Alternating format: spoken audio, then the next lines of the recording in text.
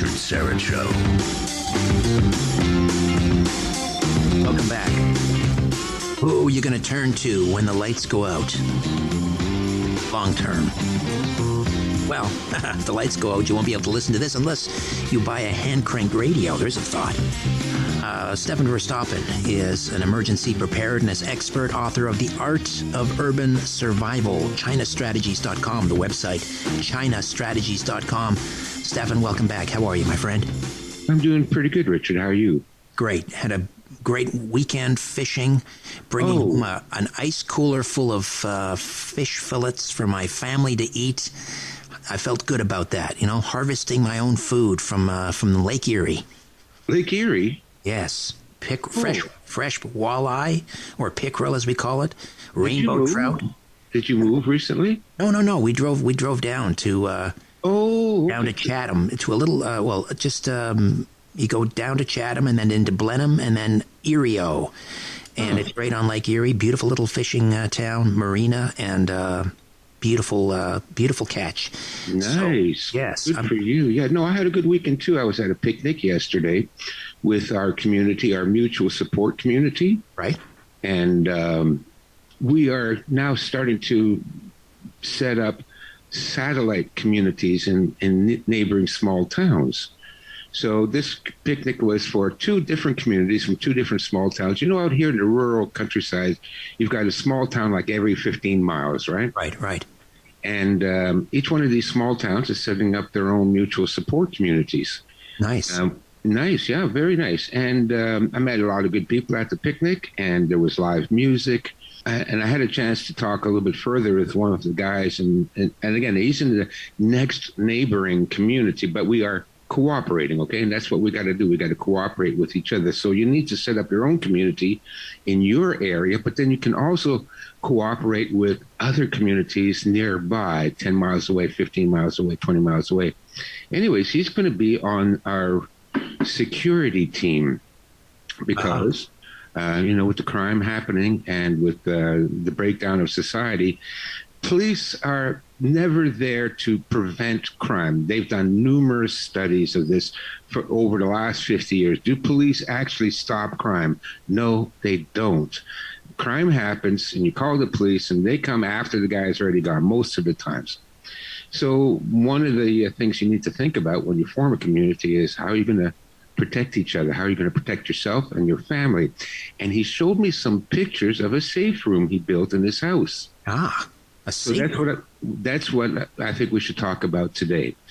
Right. There was a movie about that. There was a movie called Safe Room. I'm trying to think of the actress. It doesn't matter. Anyway, that was the whole idea, right? They lived in I don't know if it was a crime-ridden area in the movie, and so they basically built, it's like a vault, right, that you can get in and no one else can get in. Yeah, they lived in a very rich neighborhood, and that's one of the reasons they built a safe room because, listen, criminals target the rich neighborhoods. You think that you live in Rosedale or, you live out somewhere in the country and you got a nice big house that you're safe out there because you don't see the street crime every day. But listen, criminals know that the people who have money live there. And if they want to make a big score, they come out there. And in that movie, they had like a really professional safe room too. Listen, if you can afford it, sure, fine. Have a fortified safe room, steel-lined walls so people can't shoot through it, security cameras, internal power, a generator that will run the security cameras and the security lights, and you've got communications and weapons in there, and an electronically sealed door to get in and out.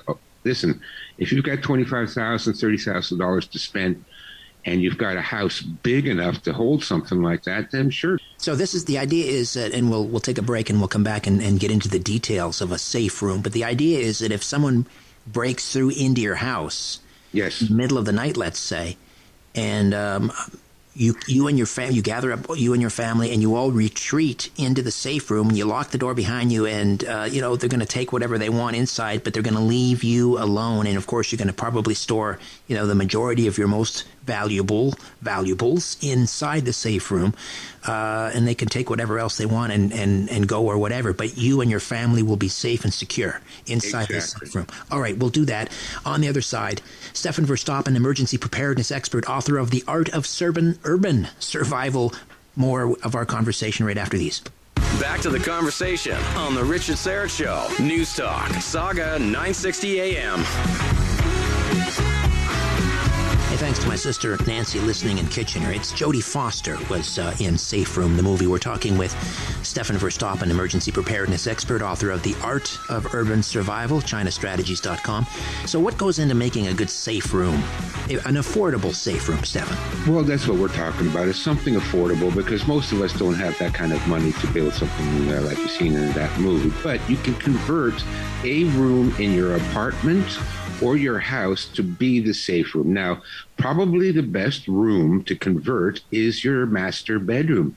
That's where you sleep. So that, you're woken up and at 3 o'clock in the morning, somebody's kicking in your door, you're already in your safe room.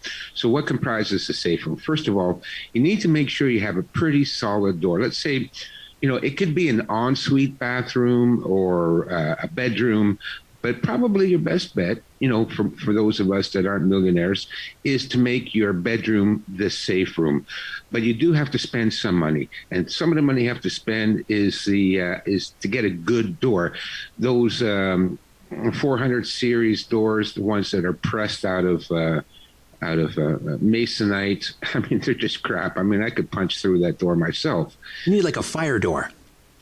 Something like a fire door, something solid. It's got to be solid wood, or if you can afford it, whatever you can afford. But a fire door or a good solid wood door, but not the stuff that they put in apartments these days. It's just paper mache. Right, something with like a triple deadlock. And then you've got to also strengthen the frame. Here's the other problem: is that the frames, even though you have a lock on the door, I can kick through that door. And the place where that door will give out is the frame, because the frame, again, is just, it's just a strip of cedar or a pine wood. It's very weak. It takes nothing to break down that door. So number one is you got to have a good solid door, and then you need to reinforce the frame of the door. So that's going to cost a bit of money, not as much as a big professional safe room. But listen, as things deteriorate, Richard, we will see a massive increase in home invasions. I've been studying what happened in Venezuela, what happened in Bosnia, what happened in Argentina.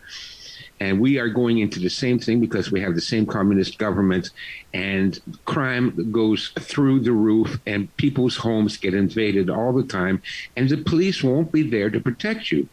Spend the money. And that way, when you go to bed at night, you're safe. So get the solid door and the solid frame, and then you get a solid lock. Now, inside your bedroom, that's where you need to keep